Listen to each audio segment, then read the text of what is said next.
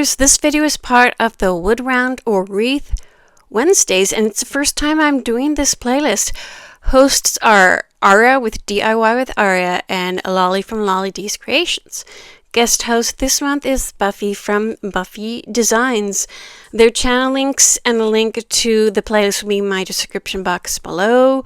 I hope you enjoy what I put together, and I hope to be in this playlist again. It's really fun. So sit back, relax, and enjoy the rest of the video. Okay, project number 1 is an easy heart wrap wall hanger. Here's some of the supplies I'll be using. That love sign came from Walmart. Most of the things came from Dollar Tree. I don't use that spray glue because it's all clogged up. I'm sanding some of the glitter off here. And then I'll just tap it off. And then for whatever glitter is left, I'm just going to use the Mod Podge to sort of like encase it. And I use quite a lot, and that's okay because I kind of wanted the heart to be a little bit spongy for when I wrap the yarn around it. So I just kind of spread it and then dry it.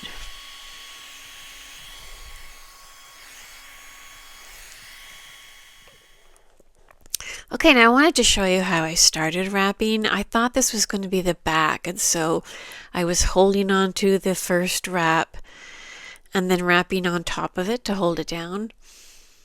I wanted to see that how it would work without the hot glue, though I do end up using it in other parts of the wrapping. Okay, so pulling that whole thing of wool through wasn't going to cut it, so I just pulled off a bunch and wrapped it with my hand, and I keep doing that for the whole heart. It sometimes gets a little bit tangled up, and you just stop every so often and untangle it and keep going. So there you see how I'm sort of holding it with my finger and then wrapping, holding it with my finger and then wrapping. Then I stop and made sure there weren't too many gaps. And I'm going to keep doing that, and there's what halfway it looks. And I just like sat up with it and wrapped it. You see how there's so many gaps on the other side, so I'm glad I chose the flat side for the front side. And don't be afraid to do some overlapping when you get to the curves. What I actually did is kind of make a V and then fill in. Now this did not make it home in one piece, so I'm just going to use a little bit of hot glue here and just sort of smudge it in together, smush it in together, and it didn't take long at all.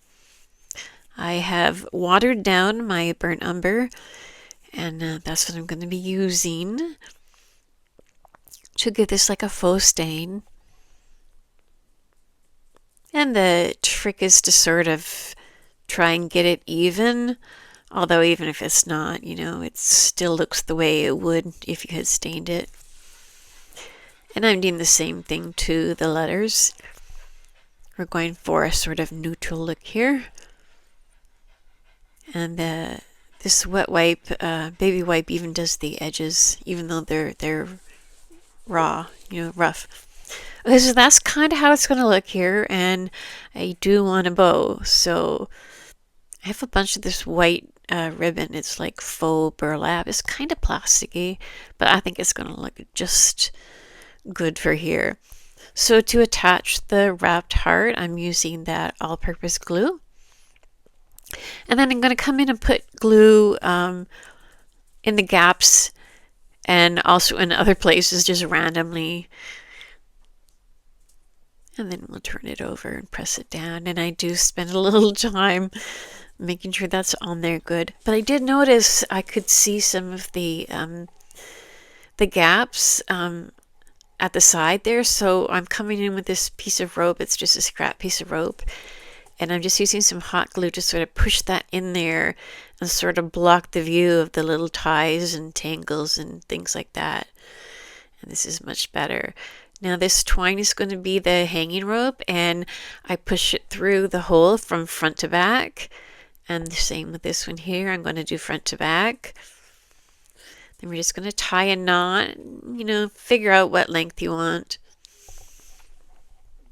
And I tied a knot and trimmed it and then just pulled the front, and the knot you just tied hides in the back. Here's that ribbon I was telling you about, and I did the We're in the Sheep, scrunched it, and now I'm tying it in the back with a piece of jute. I think, oh yeah, that's the new stuff. I just got that from Dollar Tree not that long ago. So there's what our bow looks like. We're going to do some dovetails. I'm going to leave the tails a little longer than normal, but I was kind of mixed up about how I wanted to put the bow on there, because I didn't want to block the dip in the heart in the middle there, but I didn't want to put it on the wood round and then it's just much flatter than the heart. So I decided to use these tumbling tower blocks. I glued them together on the plain side, and I did the faux stain everywhere else. All right, I'm using some hot glue and wood glue here, or wood glue and hot glue. You put that right on top of the tumbling tower block, and you really, you have to look for it. You have to know you're looking for something different there. I think it turned out really good using the tumbling tower block, and then we'll just get this love sign on top of the heart. And then we'll be finished, and I'll give you some really good looks at it during the final reveal. Hey neighbors, are you enjoying the video so far? If so, don't forget to like, comment, and subscribe, and hit all. It's fast, easy, and free, and it means the world to me. Thank you. Okay, project number 2 is a you and me wood round. I have these hearts that had one heart for each letter in welcome, so I'm going to take them apart. I have one that's already been pulled off and cleaned up, so I need 2 more here, and I'm just kind of trying to get a surface without paper that I can glue onto the wood round. So it doesn't have to be perfect. You're not going to see it. I did that for the 2 of them there, and now I have 3 nice and clean hearts. However, there were some scratches and stuff from where the ribbon was stapled, so I put some spackle on there. You might as well. It's going to dry really quick, and then I can paint over it and you're not going to see it, and you won't see that divot in the wood. So while that's drying, I'm going to go to my Cricut and do the words you and me, and I'm just kind of measuring here to get an idea. I believe it was like 3 by 3 or 3.5 by 3. And I'm always so worried I'm going to make them too big. So I actually made them kind of too small. But and the way I did it is I made hearts on my Cricut canvas and then did the words inside the heart. And then when it was time to cut them out, I just deleted the hearts. And that's like super easy. I don't want to make it sound like difficult. Because it's not. Like usually I just do like a rectangular square. This time I used a heart. So I know that the words are going to fit in the hearts. So less stress. So we're doing 1 coat of Magnolia Vintage White. I like this white. I don't really like the bright whites. So this white is more to my liking. However, once I started drawing it, I realized 1 coat was not going to be enough. So I finished drying them off here, and then I got that 2nd coat on there, and that was good. I was happy with that. And then when that dried, I put a coat of Mod Podge on it. And basically what I'm doing here is creating a surface that's going to stand up to the Cricut transfer tape, because goodness knows we've got a lot of paint torn up by that Cricut transfer tape. So while the Mod Podge was drying there, I'm going to make my wood round a little bit more high-end looking with this baby wipe and my watered down burnt umber, and I just rubbed it on the beads there, just flipped it over, rubbed it on the beads, grabbed one at a time if they weren't dark enough, and now I flipped it back to the front, And just like in the previous project, I'm just going to wipe that burnt umber on there until I'm happy with the color. I sort of like, roll up and bunch up the wipe. So sometimes I just want to like wipe the color off, and sometimes I want to get more color on. And I might have even used 2 baby wipes on this one. But I finally got it the way I like, and I'm just going to use a fan brush to darken up the white on the edges or on the border there. And it's super easy. The fan brush is perfect for this kind of application, and it's a thin coat, so it dries pretty fast. All right, so here's my Cricut words, and I forget the font. If I remember, I'll put it in the description box. So and I didn't want the word and, I wanted the ampersand there. And then I'll just show you how I did it by showing you this last one here. Rubbed the transfer tape on, focusing on just the letters. I don't know why I start fussing around here. Okay, now I put the transfer tape down and just kind of centered it a little bit. It's not going to be straight, so it really doesn't matter if it's a little off. And again, I'm using the Cricut scraper on just the letters. And that way there's less of a chance of pulling up the paint as well. So this is what they look like. But something was missing. So I used to do these a lot. I haven't done them very much lately. It's a squiggle and a dot, squiggle and a dot. However, you do want to be careful if you decide to try something like this with a paint marker, which is what this is. You don't want to press down too much because that brings more paint, and you'll see right there I got a really thick glob of it. And then I tried to fix it, and it smudged and everything, and then I had to put more paint on it. So I forgot to zoom out to show you that I put down some lamb's ear leaves and a jute bow, and you will get a good look at this during the final reveal. Project number 3. Okay, this is our third and final project. I guess there was a hanging hole there and I spackled it. I did this so long ago, I'm trying to remember. And I'm just using those foam dabbers as paintbrush, just because I wanted to try and get around the words. I don't know why I didn't just do the whole thing in white and make it easier for myself and then do the black paint on top.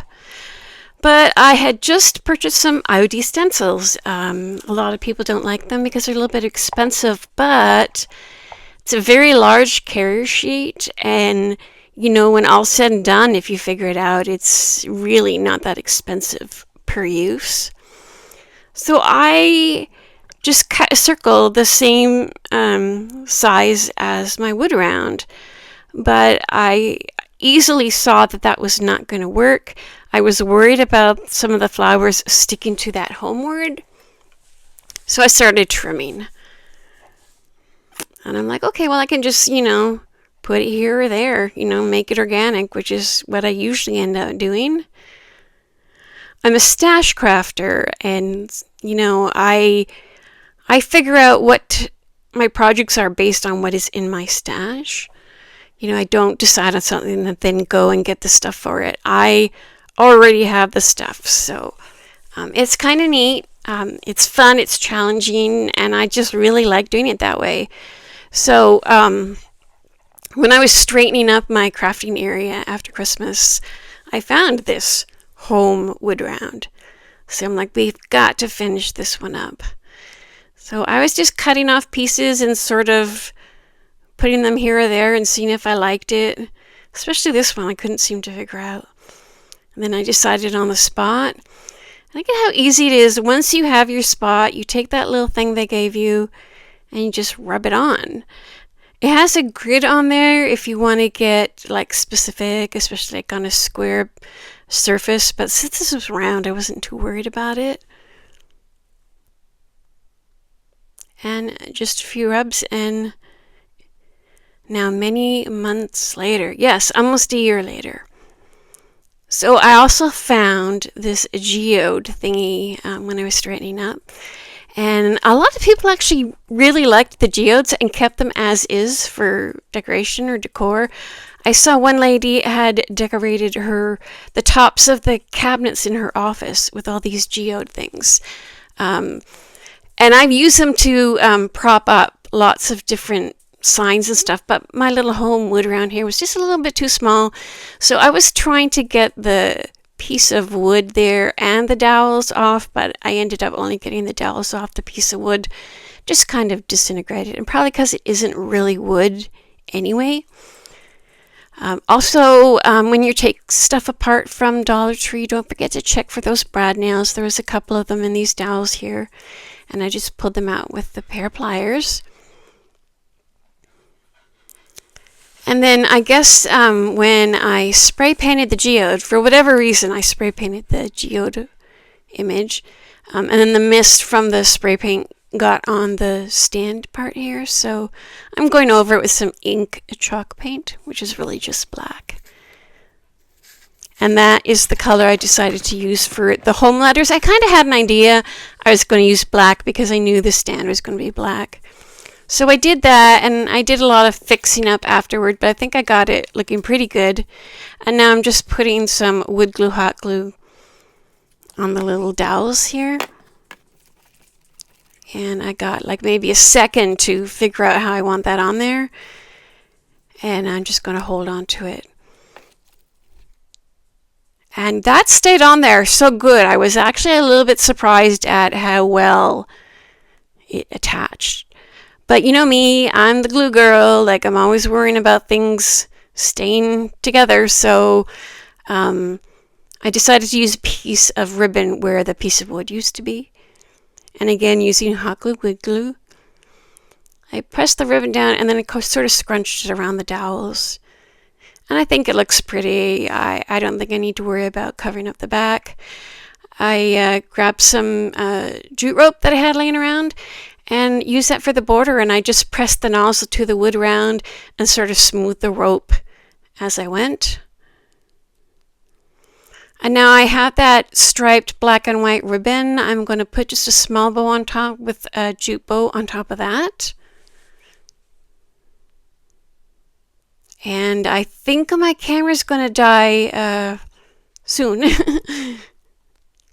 But I think this came out so pretty. And I'm glad I finally finished it. And I'll give you a whole bunch of pictures of it during the final reveal.